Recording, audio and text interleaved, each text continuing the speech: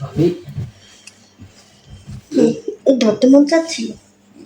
না মানে তোমার শরীরে না পিঁপড়ে উঠতেছিল, এখানে হ্যাঁ, তাড়িয়ে দিলাম। আমি তো জানি পিঁপড়ে উঠছে না মশা উঠছে, এটা আমি ভালো করে জানি। আর এতক্ষণ পরে তুই যা যা করছস আমি সব দেখছি।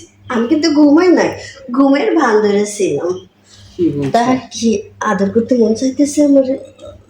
না মানে না মানে কি, এত দূরে যখন চলে আসছিস আর মানে মানে করার কি আছে? আর না, আদর কর। সত্যি বলছো? হ্যাঁ, তুই তুমি আমাকে আসবি আমি জানতাম, তুই আমার রুমে আসবি। এই জন্য আমি গেটটাও খোলা রাখছি। এভাবে নিজের ইচ্ছেকৃত এলোমেলো ভাবে শুয়ে আছি, যাতে তুই নিজের থেকে আমার কাছে আসিস। তাহলে তো হয়েছে, আর দূরে থাকবো কেন? যেহেতু তোমারও এখন মনে ডাকতেছে আমাকে, তাহলে কাছেই যাই। আর দূরে থেকে লাভ আছে? ঠিকই তো, শুধু শুধু দূরে থাকার দরকার কি? আর আমিও তাই বলি। দেরি করছিস কেন? তাড়াতাড়ি কাছে আয়। এমনিতে তুই আমার শরীরের মধ্যে আগুন ধরিয়ে দিছিস এতক্ষণ।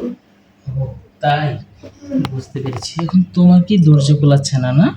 না, এত সুন্দর টসটসে একটা দেবর যদি কাছে থাকে তাহলে কি ধৈর্য কুলায়?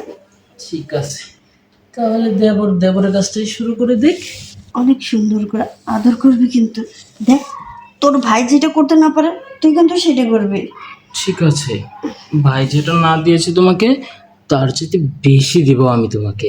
তুমি চিন্তা করো না, শুধু আমাকে আমার কাজটা আমাকে করতে দাও। আসলে তো তুই তো অনেক ভালো কাজ করতে পারিস। তোর ভাইয়ের থেকেও না তোর জিনিসটা অনেক বড় আছে রে। তুই মানুষ ছোট হলে কি হবে, তোর মেশিনটা কিন্তু অনেক বড়। ঠিক আছে, সেটাই তো আজকে আমি প্রমাণ করে দিলাম যে মানুষ ছোট হলে শুধু সে তার সবকিছু ছোট হয় না। ওহ, এতদিন পর আমার মনের আশাটা পূর্ণ হইল।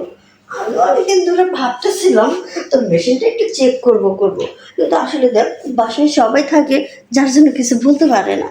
ঠিক আছে, সেটা তো আজকে হয়ে গেল। তোমারও পরীক্ষা করা হলো, আমারটাও তোমার দেখা শোন, হলো। আজকের পর থেকে আর কোনো আবদার থাকবে না। তুই যখনই মন চাবে তুই আমার রুমে চলে আসবে। আচ্ছা, তাই হবে। এখন তাহলে আসি। আচ্ছা ঠিক আছে, যা।